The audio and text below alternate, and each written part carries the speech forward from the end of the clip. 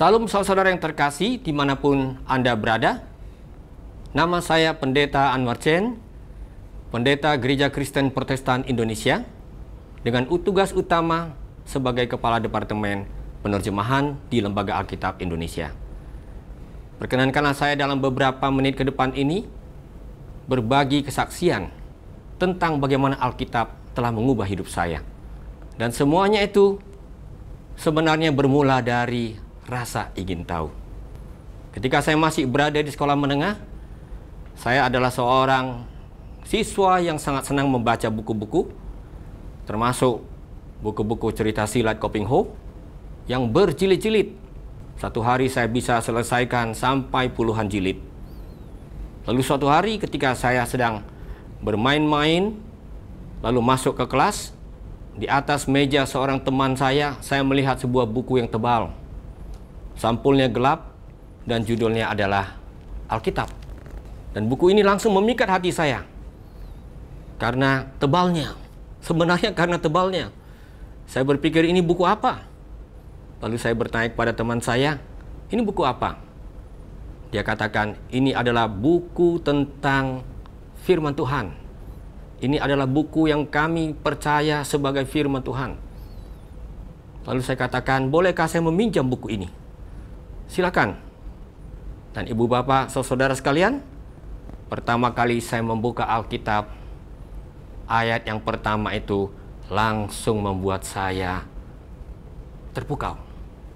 Saya akan bacakan buat kita. Kejadian pasal 1 ayat 1. Pada mulanya Allah menciptakan langit dan bumi. Dimulai dengan kata yang sangat misterius. Pada mulanya. Ini kitab yang lain dari yang lain. Ini kitab yang berbicara tentang asal mula segala sesuatu. Dan tokohnya di sini bernama Allah, pencipta langit dan bumi. Kalimat ini membuat saya penasaran dan ingin membaca terus cerita-cerita selanjutnya. Dan selama berhari-hari sesudah meminjam buku ini, saya baca itu di rumah. Dan buku ini benar-benar membuat saya menikmati sebuah cerita yang sangat istimewa tentang Tuhan yang hadir dalam kehidupan manusia, yang menentukan perjalanan hidup manusia dan memberi arti tujuan kepada hidup manusia. Dan tentu saya pada waktu itu saya belum mengerti. Saya membacanya sebagaimana membaca cerita silat. Dan ketika saya sampai ke kitab Keluaran, ada bagian-bagian yang sungguh menarik. Misalnya tentang Musa yang membebaskan Israel keluar dari perbudakan di Mesir. Namun terus terang saja, di tengah jalan saya mulai kebingungan. Karena rupanya di dalam kitab Keluaran itu ada juga banyak bagian-bagian yang berbicara tentang aturan-aturan agama. Berbicara tentang hukum-hukum, upacara-upacara agama yang sangat asing bagi saya. Dan saya betul-betul sulit mengertinya. Itu sempat membuat saya terpikir, wah, kalau begitu buku ini ternyata terlalu berat buat saya. Dan saya ingin mengembalikannya kepada teman saya. Dan itulah yang saya lakukan. Keesokan harinya, saya membawa buku tebal tua ini yang sampulnya sebenarnya tidak menarik, dan saya menjumpai teman saya.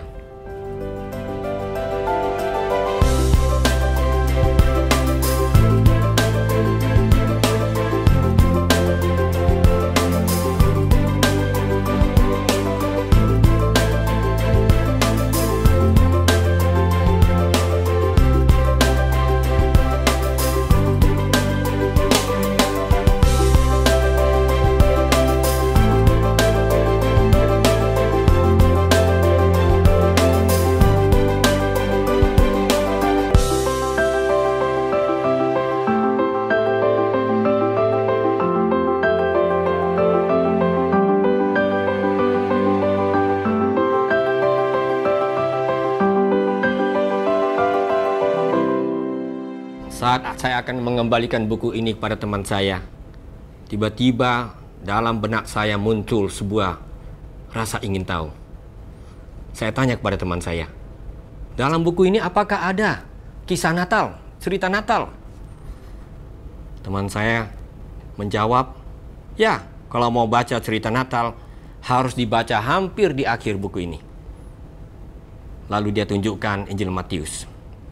Saya mulai membaca Injil Matius dengan rasa tertarik. Kisah kelahiran Yesus. Dan ketika saya sampai kepada khotbah di bukit yang terkenal itu, saya benar-benar takjub. Hati saya mulai terpikat kepada tokoh bernama Yesus ini. Saya membaca misalnya salah satu ayat yang sangat luar biasa. Matius pasal 5 ayat 44. Tetapi aku berkata kepadamu, kasihilah musuhmu dan berdoalah bagi mereka yang menganiaya kamu. Saudara, ini langsung membuat saya merenungkan betapa luar biasanya guru ini yang telah memberi sebuah ajaran yang amat luhur. Dan saya melanjut membaca, dan ketika menjelang akhir, semakin mengerti. Ini bukan hanya guru yang pintar mengajar. Ternyata Yesus adalah guru yang menghidupi apa yang diajarkannya. Sampai di kayu salib pun, dia benar-benar berdoa supaya Tuhan mengampuni orang-orang yang telah mencelakainya. Dan ini membuat saya semakin simpati kepada tokoh dari Nazaret itu. Ketika saya sampai Injil Yohanes, itu Injil yang memang bahasanya sederhana, tetapi Injil yang menghadirkan tantangan dan undangan bagi siapa saja yang membacanya. Dan langsung saya merasa diundang oleh Tuhan. Dia katakan, akulah jalan dan kebenaran dan hidup. Barang siapa ingin bertemu Bapa itu dia melalui aku. Yohanes 14 ayat 6. Sampai akhirnya saya sampai kepada sebuah kesimpulan untuk mengikut Yesus Kristus. Saudaraku sekalian, inilah buku yang telah menginspirasi saya kemudian untuk turut terjun menghadirkan kabar baik Injil ini kepada segala bangsa melalui penerjemahan Alkitab. Dan saya percaya bersama-sama kita bisa mewartakan kabar baik ini seperti yang disampaikan oleh Yesus Kristus saat dia akan naik ke sorga.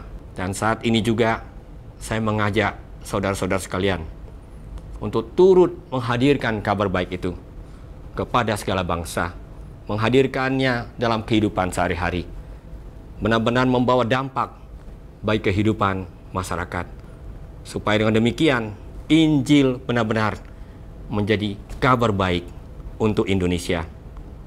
Kiranya Tuhan memberkati kita semua, dan kiranya Tuhan terus menolong kita semua untuk giat membuka buku ini, mempelajari isinya, dan menghidupi firman itu setiap hari. Amin.